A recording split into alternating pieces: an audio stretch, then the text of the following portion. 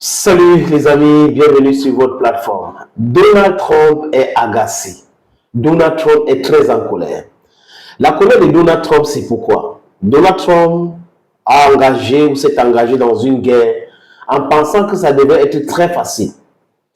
Et la guerre devient quelque chose de très compliqué et difficile pour Donald Trump. Au lieu d'accepter ses erreurs, Donald Trump maintenant commence à accuser les autres et pousse les autres à le soutenir. Les autres ici, c'est qui les amis? C'est les Otaniens. Et est-ce que vous avez vu Mark Rutte, le secrétaire général de l'OTAN, depuis le déclenchement de la guerre en Ukraine? Je veux dire en Iran, désolé. Mark Rutte n'a pas parlé. Il n'a pas parlé. Et il y a des gens même qui soupçonnent la fin de l'OTAN pour très bientôt.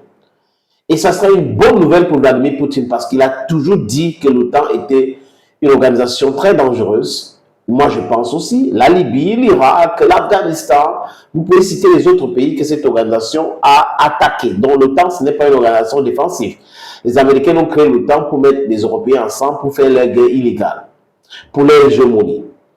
Donald Trump, donc, il ne comprend pas comment l'Allemagne va le critiquer.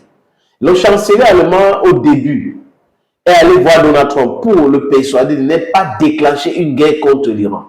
Donald Trump déclenche la guerre. Il voit encore Donald Trump, il appelle pour dire, c'est bon, il faut stopper, il y aura des problèmes.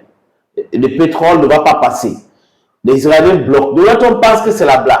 Oh, je vais les menacer, je vais envoyer les bombes, vraiment, les BU et tout ça. Les Iraniens ne sont pas des gens qu'on menace. Ils ont déjà dit qu'ils ne vont pas accepter les menaces. Il faut les respecter. Et le respect doit être réciproque. Il n'est pas question de respecter les Américains pour que les Américains méprisent les autres. Si je te respecte, tu dois me respecter. Mais si je te respecte et que tu ne me respectes pas, pourquoi tu veux que je continue à te respecter? Donc, M. Donald Trump avait commencé à menacer. Je vais retirer les troupes américaines en Europe, je vais retirer les troupes américaines en Europe. Tammy, il vient d'annoncer que 5000 soldats américains seront retirés de l'Europe. Mais ils sont beaucoup plus que ça.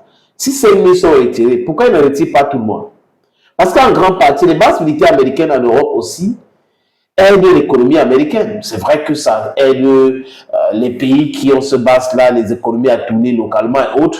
Mais en réalité, j'ai vu en Allemagne, la base de Einstein, où le peuple allemand était en train de se prononcer. Ils ont dit ils n'ont pas besoin de cette base militaire et que les Américains doivent aller chez eux.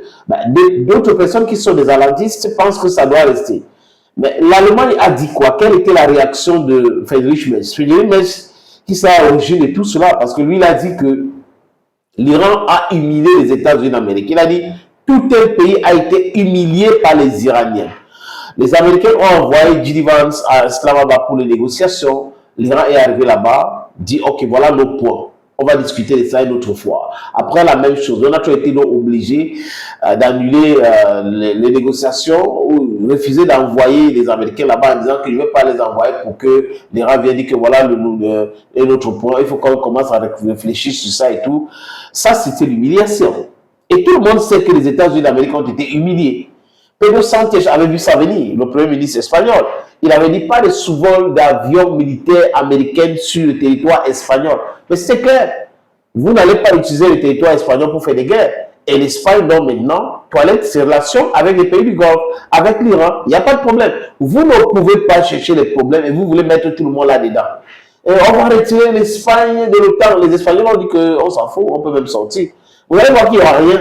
L'Espagne qui va sortir de l'OTAN, si les Américains enlèvent l'Espagne, ça ne va rien changer sur la vie des Espagnols. Absolument rien. Si les 7000 soldats partent, c'est un manque à gagner pour les Américains. Parce que les pays la payent pour cela. Donc maintenant, ils vont commencer à penser à la sécurité. C'est de ça qu'il est question. En fait, c'est des menaces. En réalité aussi, les Américains n'ont plus la capacité de maintenir les forces à l'extérieur comme ça. Oui, ils ont créé cela, ça fait aujourd'hui près de 30 ou 40 ans, mais le temps passe. Et quand le temps passe, les réalités changent aussi. Regardez au Moyen-Orient aujourd'hui. 13 des 19 bases selon le New York Times et selon la presse européenne, c'est 8 des 19 bases américaines au Moyen-Orient ont été pulvérisés par les Iraniens. Donc, ça veut dire quoi? Ça veut dire que les 40 000 hommes-là ne peuvent pas rester là-bas parce qu'ils restent dans les hôtels. Les Iraniens, on leur a dit qu'on va les pourchasser même dans les hôtels, on va frapper ces hôtels. Donc, du coup, ils doivent rentrer chez eux. Et les Iraniens continuent de dire que les pays qui ont permis à ce que les États-Unis utilisent leur territoire pour les attaquer, comme la Jordanie, comme l'Arabie Saoudite, comme le Qatar, comme le Koweït, comme les Émirats Arabes Unis, doivent payer les réparations. Et vous savez que le pays le plus puissant au Moyen-Orient, factuellement, c'est l'Iran. Et quand l'Iran commence à parler comme ça, les amis, ça veut dire que les bateaux seront arraisonnés. Les pays-là ne peuvent pas faire la guerre contre l'Iran. Donc, il faut négocier quelque chose.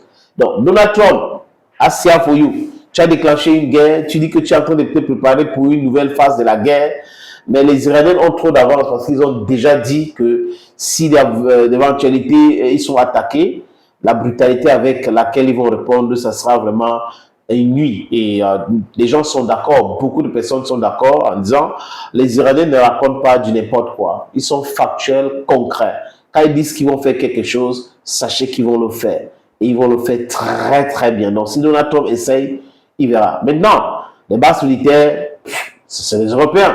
Vous voyez, petit à petit, certains vont comprendre maintenant ce qu'on disait ici. Les Américains n'ont jamais été sincères. Et maintenant, la puissance chinoise, russe est en train de peser. Les BRICS aussi, ça pèse. Donc, du coup, les Américains doivent préparer leur propre sécurité et non jouer les gendarmes du monde. Oh, il y a un truc au Moyen-Orient, c'est nous. En Asie, c'est nous. Ils n'ont plus cette capacité-là. Ou du moins, c'est en train de se friter doucement, doucement, mais sûrement. Et non, Luca, Mamela Mandongoyi.